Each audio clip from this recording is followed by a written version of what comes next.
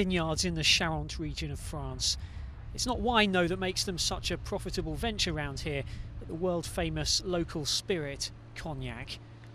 For Didier, producing the local speciality was a family tradition handed down for generations.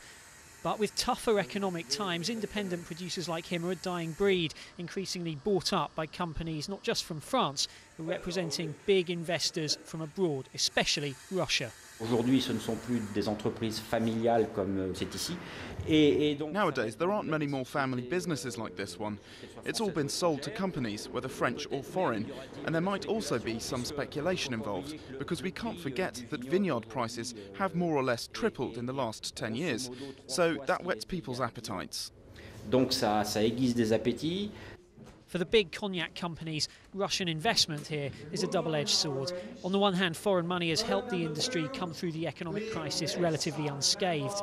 Some worry that France's careful quality control on regional products could be undermined.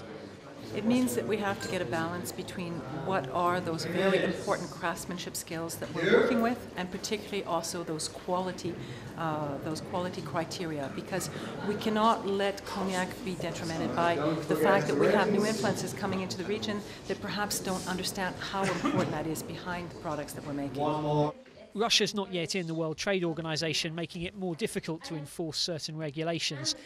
France strictly controls use of the word cognac, but Russian bottles are in a grey area because in Russian there's no word for the drink, only generic brandy, whose production regulations are much more lax. Those who work with Russian investors here say there's nothing to fear. Bien sûr, le marché russe a des points que nous devons.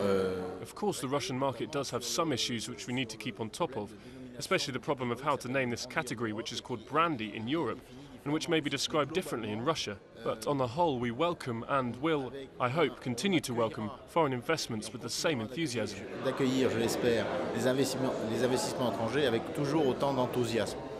Most locals say they'd rather see vineyards bought up by foreign investors than lying idle or ripped up entirely.